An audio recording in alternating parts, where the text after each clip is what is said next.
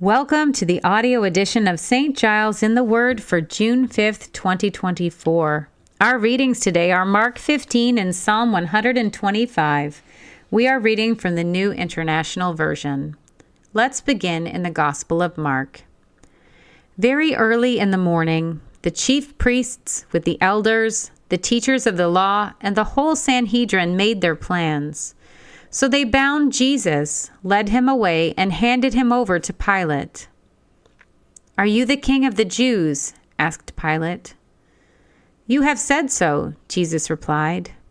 The chief priests accused him of many things. So again Pilate asked him, "Aren't you going to answer? See how many things they are accusing you of." But Jesus still made no reply, and Pilate was amazed. Now it was the custom at the festival to release a prisoner whom the people requested. A man called Barabbas was in prison with the insurrectionists who had committed murder in the uprising. The crowd came up and asked Pilate to do for them what he usually did. "Do you want me to release to you the king of the Jews?" asked Pilate, knowing it was out of self-interest that the chief priests had handed Jesus over to him. But the chief priests stirred up the crowd to have Pilate release Barabbas instead. "What shall I do then with the one you call the king of the Jews?" Pilate asked them.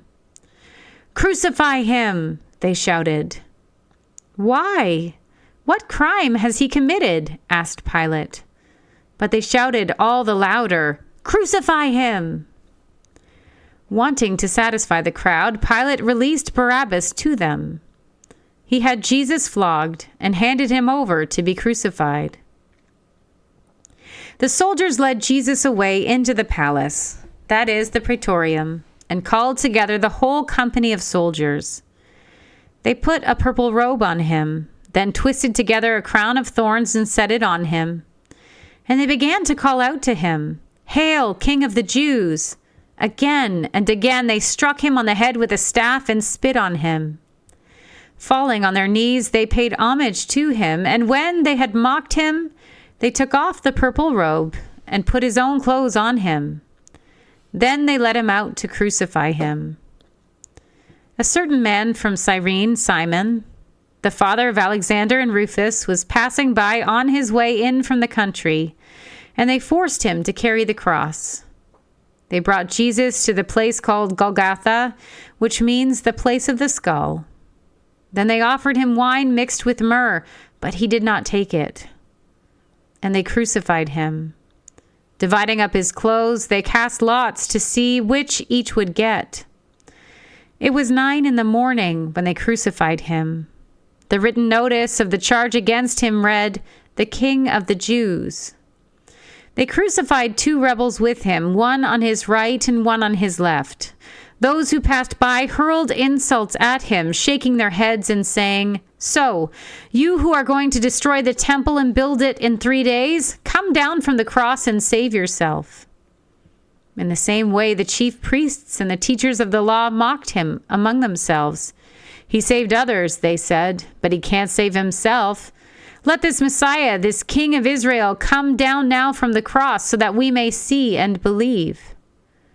Those crucified with him also heaped insults on him. At noon, darkness came over the whole land until 3 p.m. And at 3 p.m, Jesus cried out in a loud voice, "Eloi, Eloi, lama sabachthani," which means, my God, why have you forsaken me?"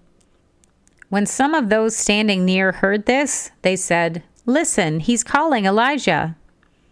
Someone ran, filled a sponge with wine vinegar, put it on a staff, and offered it to Jesus to drink. "Now leave him alone. Let's see if Elijah comes to take him down," he said. With a loud cry, Jesus breathed his last. The curtain of the temple was torn in two from top to bottom, and when the centurion who stood there in front of Jesus saw how he died, he said, "Surely this man was the Son of God." Some women were watching from a distance. Among them were Mary Magdalene, Mary the mother of James the younger and of Joseph, and Salome. In Galilee, these women had followed him and cared for his needs. Many other women who had come up with him to Jerusalem were also there.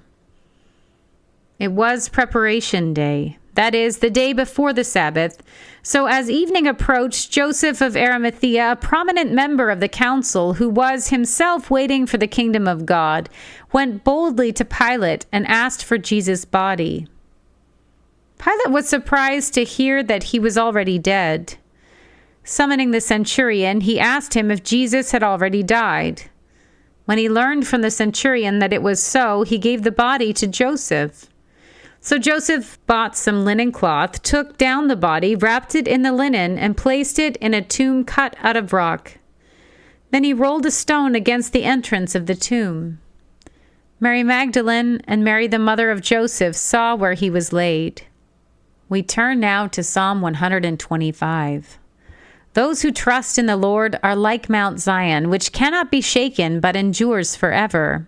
As the mountains surround Jerusalem, so the Lord surrounds his people both now and forevermore. The scepter of the wicked will not remain over the land allotted to the righteous, for then the righteous might use their hands to do evil. Lord, do good to those who are good, to those who are upright in heart. But those who turn to crooked ways, the Lord will banish with the evildoers. Peace be on Israel. Here ends our reading for today.